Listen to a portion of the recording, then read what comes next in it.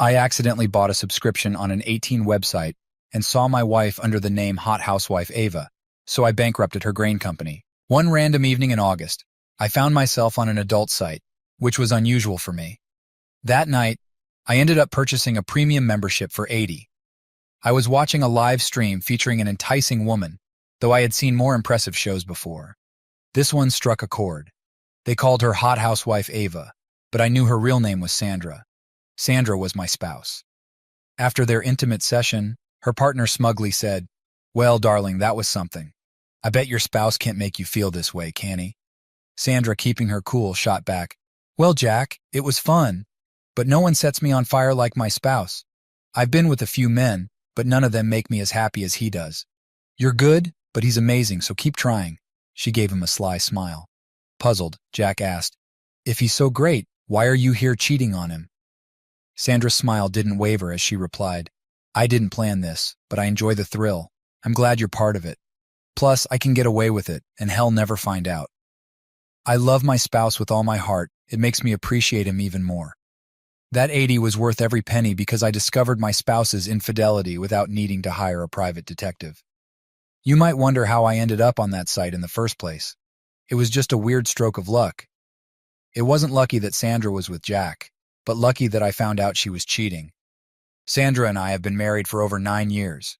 We first met as kids in elementary school in a small town in eastern Ohio. She lived in town, and I lived in the countryside. Her dad owned the biggest grain elevator around, and my dad ran the largest grain farm. Naturally, since our parents did business together, we met, went to school together, and became friends. I won't bore you with tales of childhood crushes or college romances. We both dated other people over the years. We hadn't been exclusive, but deep down, I think we always knew we were meant to be together. I was her first, but we both had others along the way. It was during our junior year at Ohio State University that we decided to be exclusive. A year and a half later, just after graduation, we got married. We both earned degrees in business administration. Life was great, or so I thought until that August night 4 years ago. Sandra's parents retired and moved to Miami, Florida. Sandra, her sister Amy, and her brothers Tom and Ian bought 55 of the grain business from their dad. He wanted to keep control for a while to support their growth financially, but eventually, he let them own it outright. Amy is married to a friend of mine, Mark Adams, another grain farmer who manages a farm just slightly smaller than mine. We live nearby and often hang out together. Tom and Ian run the grain business while Sandra handles the finances. Amy works there too, dealing with customers and managing grain sales. It's a real family operation with a few extra employees for trucking and grain handling they hire part-time during peak seasons. That's enough backstory. Let's get into how I caught my spouse with another man online and what happened next. The Adams siblings worked hard to finalize the deal for the grain business. I wasn't heavily involved, but I knew they had to put in a lot of effort. They had meetings with banks, the Ohio Department of Agriculture, insurers, and more. They were exhausted by the end. Fortunately, this was all during winter, their slow season. For me, it was post-harvest, so I didn't need Sandra's help on the farm as much as during planting or harvesting. She didn't do farm work, but managing 300 acres of corn and soybeans kept me busy, and I relied on her for errands and various tasks. Since things weren't hectic, Sandra and Amy decided to take a few days off at a spa to relax. They booked a 3-night getaway and came back refreshed. They liked it so much they planned another spa weekend in August once planting was over. It was during this trip that I stumbled upon the online video. Roger Smith, an agent from the Ohio Department of Agriculture in our county, stopped by during a routine visit. Sandra and I had known Roger since college, and when he asked about her, I mentioned she was at the spa. Roger gave me a strange look and hinted that something shady was going on there. He mentioned a cousin who worked there as a masseuse and had heard scandalous stories about the place. He suggested I check it out online. I enjoy browsing the internet, so that evening I decided to dig around and eventually found the spa. It didn't take long to find the live feed, and then the show began. I could recount the events of that night, but what's the point? I went through a storm of emotions: hurt, tears, anger, and depression, all the typical reactions of a man discovering his spouse's betrayal. Soon, I found out this wasn't her first time cheating, because the spa had an archive section. With my premium membership, I accessed videos from their previous 2 visits, and from the 2 recent nights Sandra and Amy had been there. For an extra $30 per video, I downloaded 6 videos, costing me $180 on top of the original $80. With $260 total, I had all the evidence I needed to file for divorce. I just hadn't figured out my plan yet, but I knew I had to act fast. I wasn't going to wait a month, 2 weeks, or even a week. The sooner we separated, the better. I had video proof of her being intimate with another man at least 6 times. In fact, she had been with 2 different men, Jack and Steve, in the videos I downloaded. I didn't know, and frankly didn't care, if there had been more than 2. 2 was more than enough. I made several DVD copies of the videos and stored them securely. When my father built our house, he installed a wall safe behind a hidden panel in the office of his built-in bookcase. Once the copies were safely hidden, I deleted all references to the spa from my computer and erased the original files. Aside from the DVD copies, there was no longer a trace of the evidence. With everything sorted, I picked up my phone and sent a text to Sandra. Sandra, this is John. I know exactly what you're doing at the spa, and I have evidence to prove it. Don't bother returning to the house. This house is no longer your home, and soon I won't be your husband. We're done. My lawyer will contact you in the next few days. Arrangements can be made for you to collect your belongings at that time. It seems Sandra had her phone off and didn't get my message until the next morning, as I didn't hear from her that night. But early the following day, my phone started ringing. Seeing Sandra's name on the caller ID, I chose not to answer. She left a voicemail. John, what on earth are you talking about? I have no idea what's going on. Amy and I are packing up now and will be home in a couple of hours. I don't understand what you think I did, but you're mistaken. I'll talk to you when I get there and we can sort this out. I love you, John. Shortly after, my phone rang again. Ignoring it, I let it go to voicemail. It was essentially the same message, almost word for word. I wondered if she had rehearsed what to say when I didn't pick up. Then came another text, repeating nearly the same lines from her calls.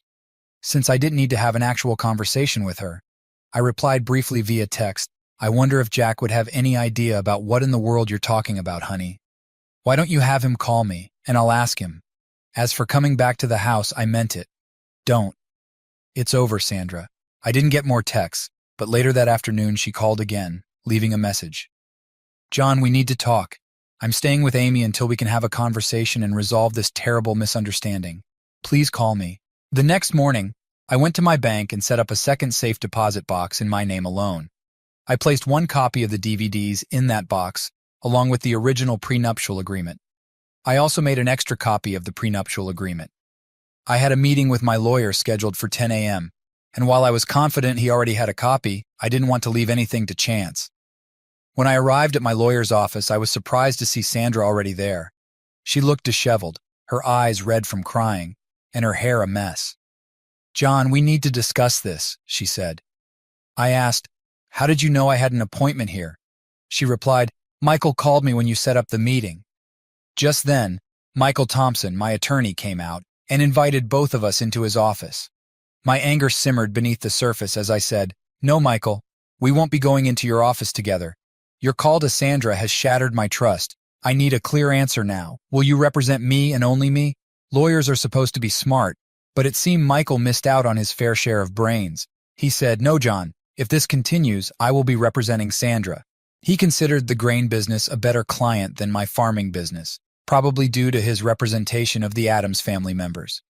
I had my own thoughts on this, believing he'd eventually see the mistake in his judgment. Fine, Michael.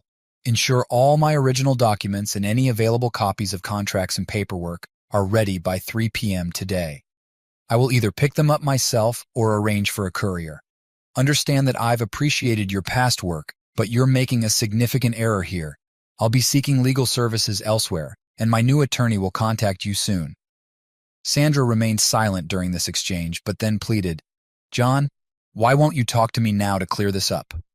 I replied, Because, Sandra, it's evident Michael values you more as a client than me. I won't engage without legal representation, and I don't trust him. Michael interjected, John, you know I've always been straightforward with you.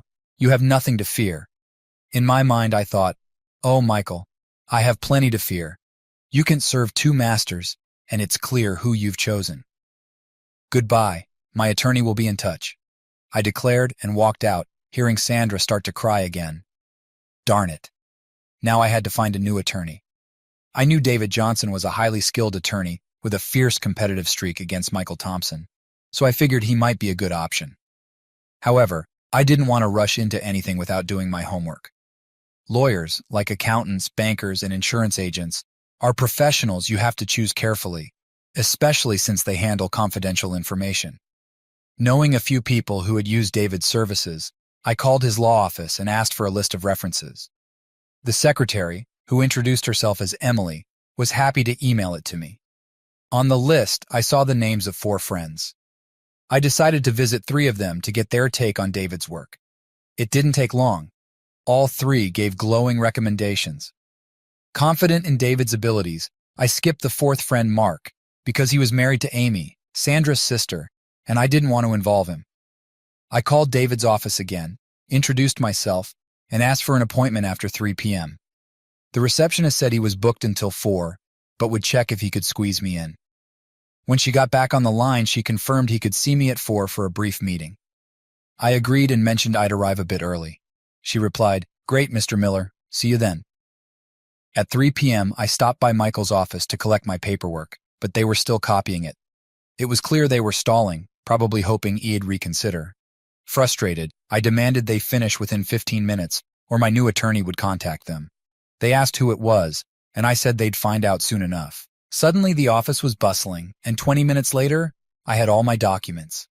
I arrived at David's office on time and met with him. He agreed to be my personal and business attorney. I asked if I could leave my paperwork with him for safekeeping, and he agreed, storing it in his vault. We scheduled a meeting for the next morning to review everything and plan my divorce.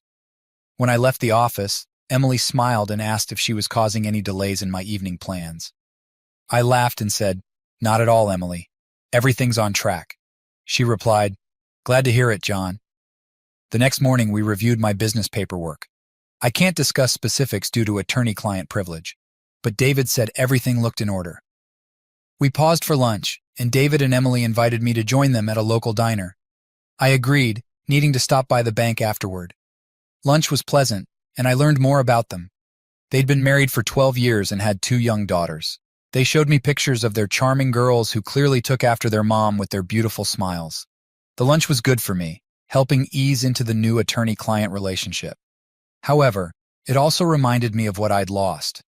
David and Emily's dynamic was a painful reminder of how things had been with Sandra.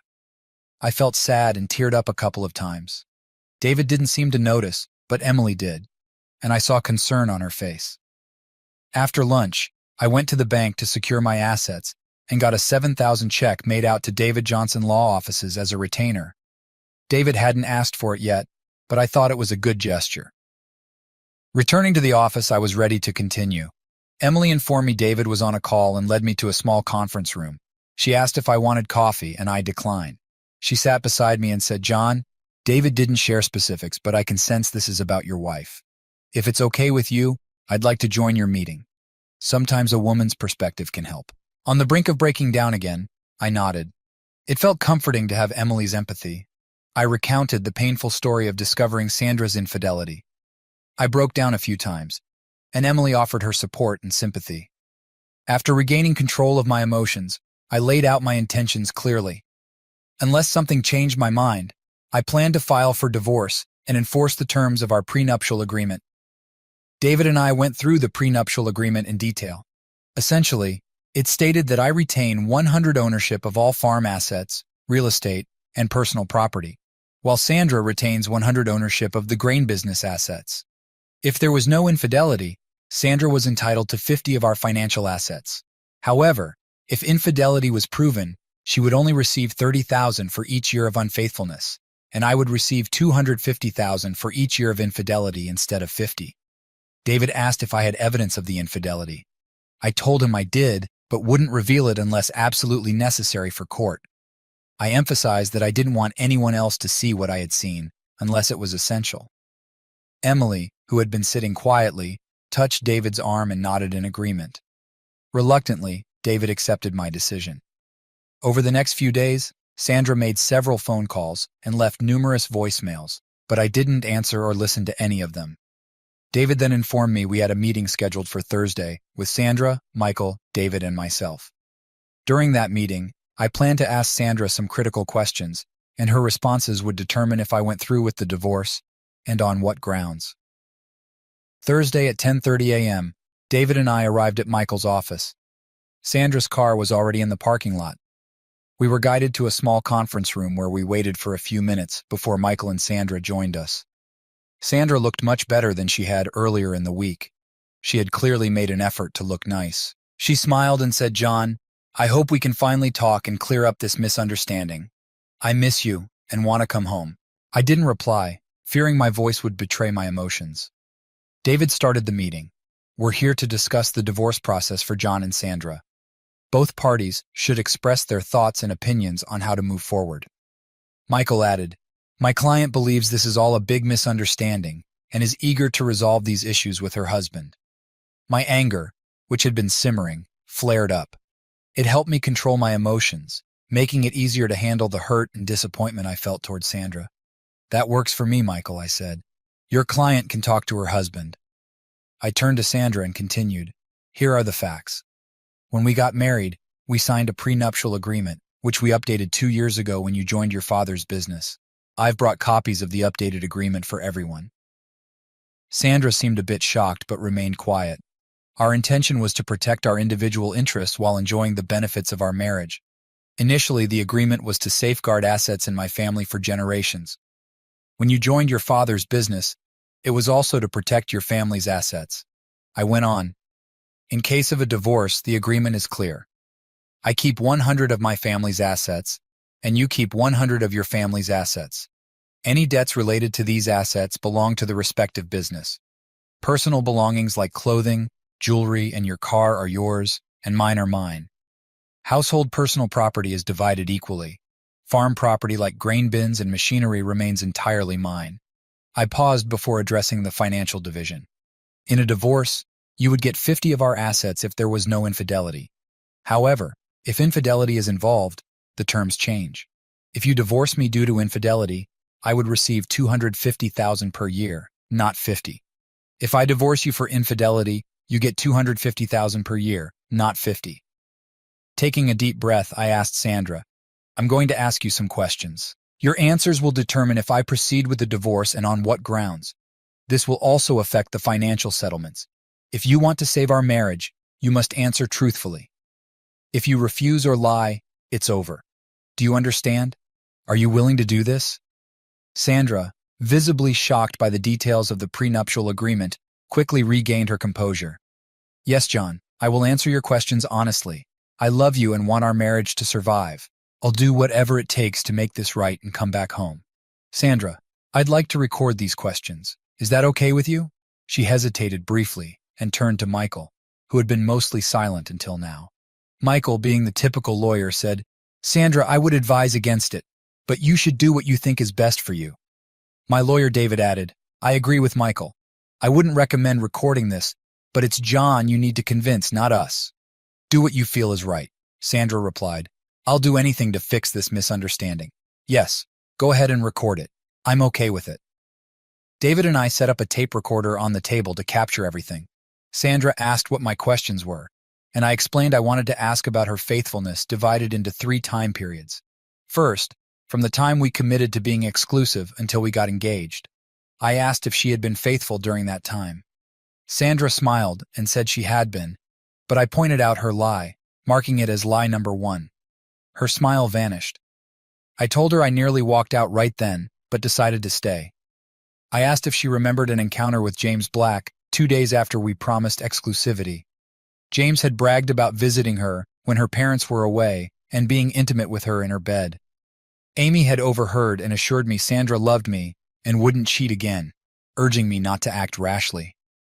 Although I didn't like it, I let it slide, but warned Sandra there would be no more passes, and she needed to be honest from now on. I continued, saying I didn't trust her after that incident, so I monitored her closely for 6 months. She didn't raise any suspicions, so I proposed and gave her the ring she was wearing. I acknowledged she might have wanted it sooner, but I wasn't ready to fully trust her, so she had to wait. Next, I asked if she had cheated during our engagement, from receiving the ring until our wedding day. Without hesitation, she said, "No, absolutely not." I expected that answer and believed it was true because I still didn't fully trust her. I mentioned I had continued to keep an eye on her until I felt confident in her loyalty. Michael, noticing Sandra's emotional state, suggested a break. He wanted to talk to his client and give her time to collect herself. Both he and I noticed she was on the brink of breaking down. We decided to break for lunch. David and I picked up Emily, and we headed to the local diner for the Blue Plate special. Emily asked how things were going, and David replied, "John is holding up. He's laid the groundwork for honest answers about their marriage. If Sandra confesses everything, he might still consider divorce. But he could also see she genuinely wants to save the marriage. It'll be tough, but he can handle it. Of course, if she lies, John will have to decide how to proceed." Emily looked at me and sensed my pain. I managed a weak smile and said, "This is incredibly tough. Why do people make such foolish choices, causing pain to themselves and those they love?" She placed her hand on mine and said, "If only we could know, John. We'd give them a reality check before they made those foolish choices." That actually made me laugh, as did David. Even during these trying times, I found a way to laugh. It's a testament to human resilience. People grieve at funerals but also find moments to laugh. I suppose it's the same with divorces. Amidst the grief, there can still be room for laughter. I grinned at Emily and said, "Thanks, Emily. I really needed that." She nodded, smiling back. Shortly after 1 p.m., we returned to Michael's office to continue. Before I asked the next question, I reminded Sandra, "You must answer these questions with complete honesty. If you lie, it'll be the end of this meeting, and our marriage will have no chance. Do you understand?" Sandra replied, "Yes, I understand, and I'll tell you the truth. From the day we got married until now, did you ever cheat on me?" Tears welled up in her eyes, and my heart ached for her. I knew this was painful, but I needed her to care enough to confess everything. I didn't know if I could prevent the divorce, but if she told me the complete truth, at least I'd know she wanted to try and save our marriage. "Yes, John, I did cheat on you. I'm so sorry, John. Can you ever forgive me?" I asked Michael and David to leave the room because I had more questions for Sandra and didn't want to embarrass her. They objected, but I insisted, and Sandra nodded to Michael that she wanted him to leave as well. I had her confession of cheating on tape, enough for a divorce hearing. I didn't want the rest of my questions and her answers on tape, so I turned it off. "Sandra, when, where, who, and why?" She sniffled a few times and said, "Oh, John, I'm so sorry. It happened this weekend at the spa. I cheated with one of the masseurs named Jack. I don't know why it happened, John. I guess it was a moment of passion. Amy and I had a great day, and after a wonderful dinner, we decided to get a massage before bed. My masseur was Jack. I was lying on my stomach, and Jack began the massage. His hands felt soft and strong, and I didn't stop him. At that moment, I had no idea things would go so far. She started crying and said, "Oh, John, if I could go back, I never would have allowed it, and we wouldn't be where we are now. You have to believe me." I was shocked, but said, "This is shocking, Sandra. I'm so sorry, and I don't know what to say." She sat in silence, looking down and sniffling. After a while, she looked up and asked, "John, is there any hope that you will forgive me?"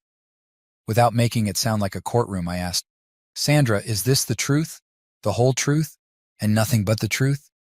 She looked at me with a mixture of confusion and apprehension, trying to gauge how much I really knew. Finally, she said, "Yes, John, that's what happened. I'm so sorry." My heart felt like it was being torn apart, but I managed to conceal the pain and anger. I kept my composure, stood up, and signaled for David and Michael to return. Once they were back, I firmly stated, "This meeting is over. Here's what happened next." After that, I walked towards the door but then turned back to address Sandra. "Sandra, I'm filing for divorce based on infidelity, and the terms of our prenuptial agreement will be enforced." She looked shocked and pleaded, "But why, John? I confessed to my infidelity, and I'm begging you to forgive me and continue our marriage. Please, John, please forgive me." I replied, "Sandra, you lied to me. You didn't care enough about our marriage to be completely honest. If you had been, I might have considered working things out, but you didn't even give it a chance. You had the opportunity to come clean, but you chose to lie. I know you were unfaithful more than just that one time with Jack, and I have the evidence.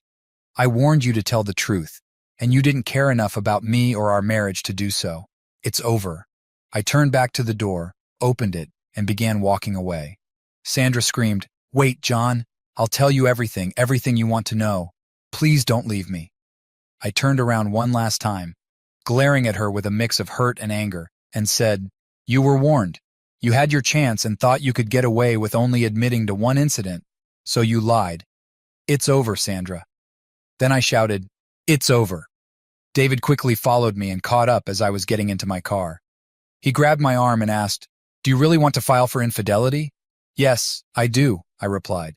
She had her chance. I must have misjudged her all these years. I wanted her to care enough to confess everything, but she couldn't even be honest with me. Now go ahead and file. I drove back to the house, now just mine, and grabbed a beer from the fridge. Actually, I grabbed two. I sat in my office, quickly drank the first one, and sipped the second, contemplating everything that had happened. I had several copies of the video evidence hidden in secure spots, but I didn't think I'd need to make them public since I had her confession. Suddenly, I realized I had left the tape in Michael's office. I immediately called David. "Hey, it's John. Did you grab the tape recording of Sandra's confession before you followed me?" "Oh no," he said. "I forgot the tape, John. I rushed out after you and completely forgot. I'm so sorry." I had been meticulous in planning everything, and in my moment of hurt and anger, I had stormed out without the tape. "Damn," I muttered. "David, why don't you call Michael and see if you can retrieve it? But my guess is they'll say they erased it. Sorry, but I'll be surprised if you can actually get it." "Don't worry. Even if you can't, I have enough evidence to file for infidelity anyway." David responded, "Okay, man. I'm sorry. I know you didn't want to use the video downloads, but now you might have to, if she contests the infidelity charge. Don't worry about it, David. Everything will work out," I reassured him. After ending the call, I grabbed another beer from the fridge. Damn, how could I be so careless? I wasn't drunk, just numb. As I watched the evening news before heading to bed, I thought I heard a vehicle pull into the yard. So I slowly rose from my chair and went to the back door. Stepping onto the porch, I saw a dark shape just before the lights went out. Something struck me on the back of the head, and then all I saw was blinding light before drifting into total darkness. I woke to the sound of beeping and opened my eyes to look around as best I could without moving. I had learned my lesson from the first time. I saw a nurse sitting beside me. I tried to turn but couldn't move. "Hi, John. I'm Lisa, your nurse. Please don't try to move, okay? Everything will be fine and I'll explain everything. But please stay still. Do you understand?" I felt something in my throat but managed to nod slightly. "John, I need to tell the doctor you've regained consciousness, and we'll be right back." I nodded again. It became clear I must have been injured and was in the hospital, though I couldn't remember how it happened. I assumed someone would eventually fill me in, so I lay there with my eyes closed until I sensed their presence again. "Mr. Miller, or John," said Dr. Ann. "I am Dr. Ann. You sustained multiple injuries from a beating during a home robbery. Now that you've regained consciousness, I'm confident you'll recover. But we had to restrain you to prevent further injury from sudden movements. I'm sure you felt the intense pain when you tried to move, correct?" I managed a slight smile and nodded. "Yes, we should have been more proactive with the restraints to spare you that pain. I apologize." "Well, remove the restraints now, Nurse Taylor, but Mr. Miller, please refrain from any sudden movements, all right?" I nodded and gestured toward the tube in my throat. "Yes, we can also remove the ventilator. Nurse Taylor will handle it."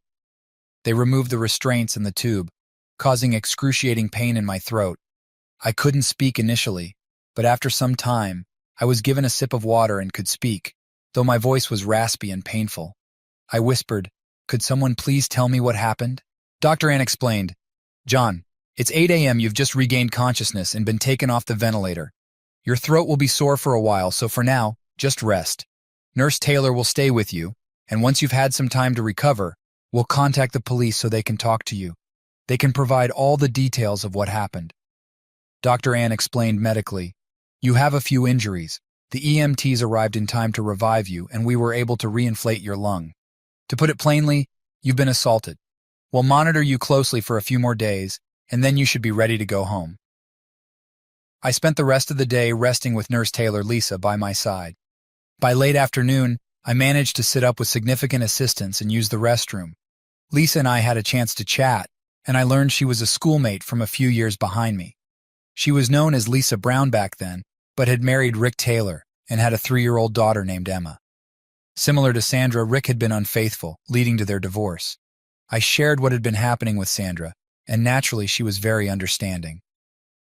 The following morning, 2 police detectives, Brian Jones and Kevin Harris, arrived early to visit me.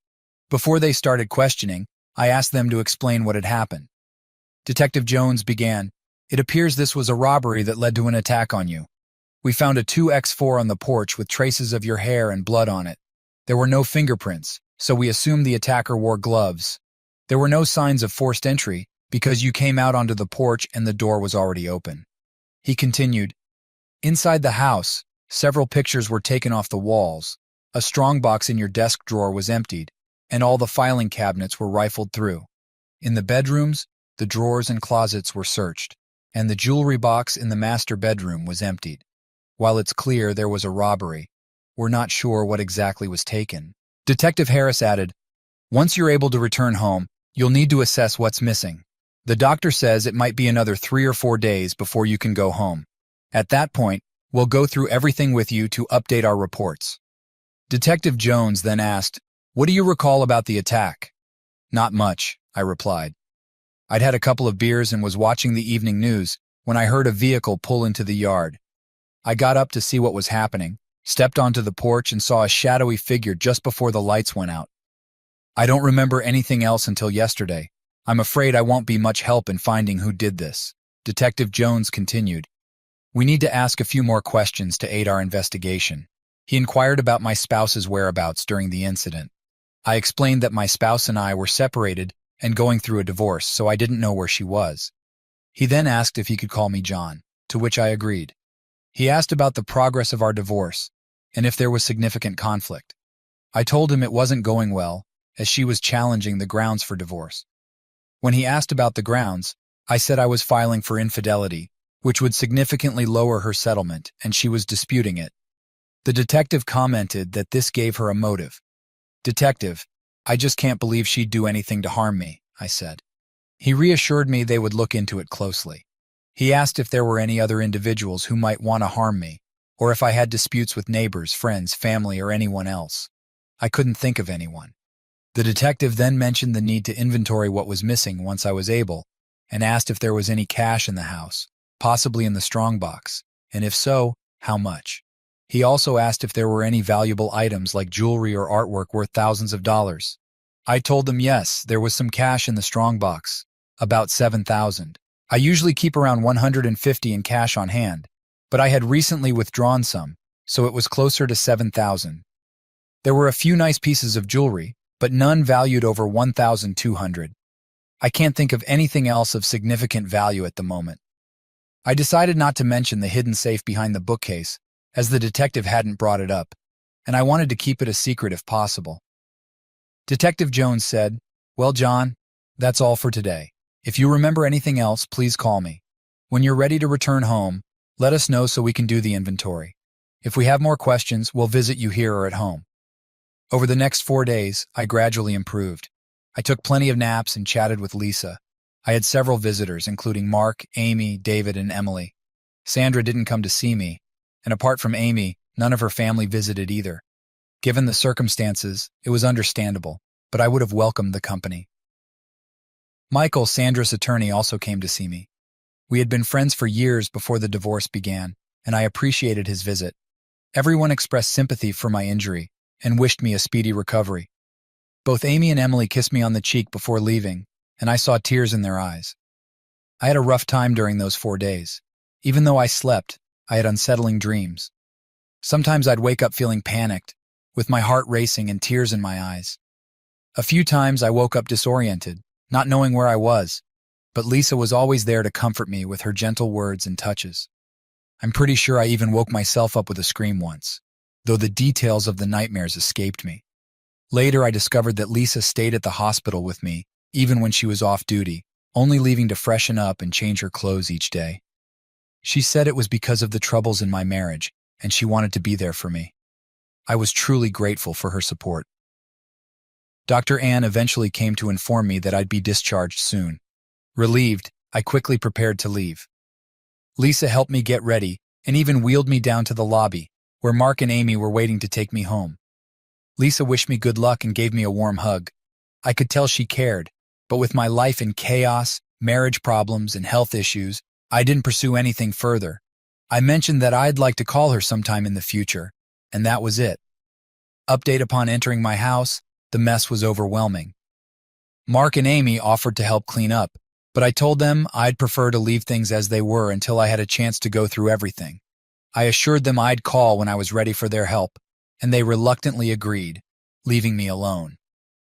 My first task was to check the safe behind the bookcase in my office. To my relief, everything was intact, including a significant amount of cash, certificates of deposit, stocks, bonds, and the DVD containing evidence of Sandra's infidelity. Clearly, no one had discovered the safe. I inspected the rest of the office and noted that aside from the cash, my laptop, and a few numbered prints of Wildlife by David White, nothing seemed to be missing. However, I saw bank statements and credit card statements laid out on the desk, so I alerted both the bank and credit card companies to watch for any unusual activity. Over the next few weeks, the investigation into the robbery and assault moved slowly because the police lacked substantial evidence. Detectives Jones and Harris provided regular updates, but no new leads emerged. They explained that the absence of high-value items being stolen made it hard to track down potential culprits. During their last update, they suggested the case might be put on hold unless significant evidence surfaced. Initially, the detectives had questioned me about Sandra and our relationship. I had been mostly cooperative and honest. I strongly believed Sandra wouldn't harm me, and taking items she would receive in the divorce didn't make sense. The detectives seemed to share this perspective, as their inquiries about Sandra didn't lead to anything substantial. To safeguard my finances, I opened new bank accounts and ordered new checks, feeling more secure with these precautions. I also bought a new laptop and reorganized my office, getting back to my routine. As I handled some overdue bills, I found an invoice from Blue Inc. A sudden realization hit me. Blue stood for Backup Electronic Data Storage Solutions. I had video surveillance covering my property, including the house, grain bins, and machine shed. This footage was stored on a computer in my grain office and backed up nightly to Blue's. Normally, I deleted the oldest data each month to manage the storage fees. However, I hadn't deleted anything since the robbery. I had video evidence. Without hesitation, I logged into Blue's website and selected the day of the robbery from their archives. I downloaded the entire day onto my laptop to review it. My hope was that the video quality would be good enough to identify the culprits. If it met my expectations, I planned to create a DVD copy for Detectives Jones and Harris to revive their investigation. As I reviewed the footage, it became clear there was nothing valuable for the detectives, leading me to believe they might not solve the case. With the bills paid, I started planning my future. I decided to reach out to an old college friend who worked at ADM, one of the largest grain merchandisers in the U.S. Through my connection, I arranged a meeting with key decision-makers in their acquisition department. It was astounding how personal connections could facilitate things. After about 2 weeks, I had finalized my plans with ADM. I also took a brief trip to Las Vegas. I flew to Miami for some business and then returned home to set my plans in motion.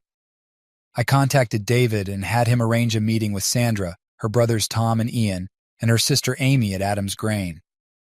I instructed him to mention that with the impending divorce, the state's grain reserves might no longer suffice without my grain storage. I wanted to discuss the situation with them and find a resolution. Apparently, David's message surprised them, but they agreed readily to meet. It seemed they hadn't considered the implications of losing my grain. I walked into the office and greeted everyone. "Hello, Tom, Ian, Amy, Sandra. I assume you understand why I felt we should sit down and resolve some issues." Tom started to speak, but I raised my hand and said, "I initiated this meeting, so I suggest you all listen to what I have to say before making any comments. I genuinely believe it's in everyone's best interest. First, I addressed the divorce. I apologize, Sandra. I placed the final draft of the divorce papers on the table in front of her. Please sign these."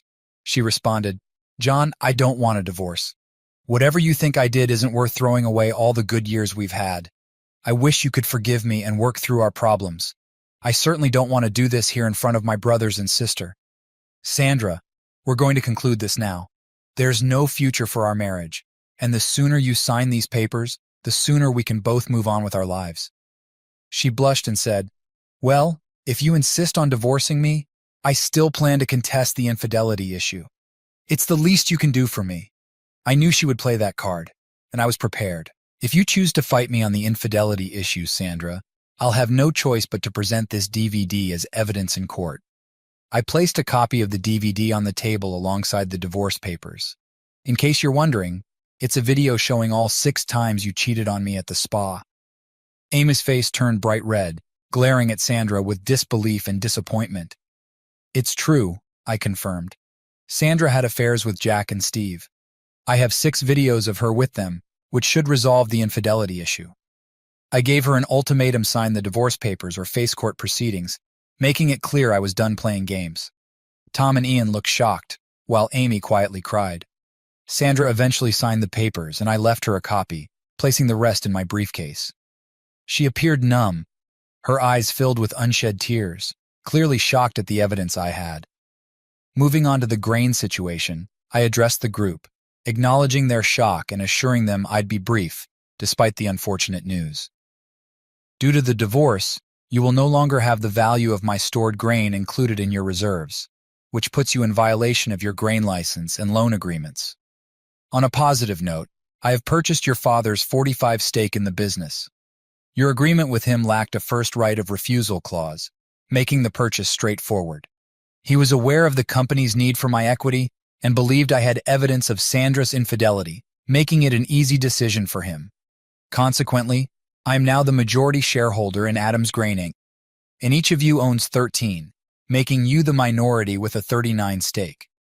I continued, I have negotiated a deal to sell my controlling interest in Adams Grain to ADM, a company constantly seeking promising grain operations. You have the option to sell your shares at the same price I negotiated, which I consider favorable. However, the downside is that the company is now owned by someone else, and the new owners will assess personnel to determine their contributions. The upside is that as part of my negotiations, each of you has a 1-year job guarantee. Work hard to prove your worth during that time. I also disclosed that I had sold my farm and Mark's farm to ADM, with Mark entering a long-term contract to manage both farms for them, given his excellent performance. The shock on their faces deepened, now mixed with anger. Tom, being the eldest and unofficial leader of the Adams family, was the first to voice his concerns. "What on earth have you done, John? You've ruined this family business because my sister cheated on you? What kind of man are you? How did you convince my father to sell you his shares? What lies did you tell him?" "Let me clarify, Tom," I replied. "Your father sold me his shares to keep you, Ian, and Sandra out of legal trouble. Instead of questioning the kind of man I am, you should be asking yourself what kind of people your siblings are." I placed a second DVD in the center of the table. "This video will provide all the answers you seek about why this is happening. It unmistakably captures your pickup truck in my yard on the night I was assaulted. It clearly shows you and Ian attacking me and exiting my house with my belongings. Consider yourselves fortunate I chose this path of vengeance rather than handing it over to Detectives Jones and Harris." Sandra finally spoke up, expressing her dismay at my actions. I responded, "Our situation is different, Sandra. I feel like I wasted my entire life with you. Your family treated me poorly, and you always had a sense of superiority over me. Despite being my best friend, you were a deceitful partner, promising to be faithful, but promptly sleeping with James Black. You disrespected me in our marriage by being involved with those men. I witnessed everything on the videos, hearing every word. You almost killed me in that attack, which makes you a terrible friend." Sandra fainted, and Amy and Ian rushed to her side, catching her before she fell. After she regained consciousness, I delivered my final blow. "Your father sold me his shares to keep all 3 of you out of jail. He wasn't very proud of his children except for Amy, and she will hear about it in the future. As I mentioned earlier, I believe I wasted most of my life on you, but I won't waste any more of my future. I wish you a wonderful life." I then left the room, concluding all the negotiations. I felt free to move forward, and that's exactly what I intended to do.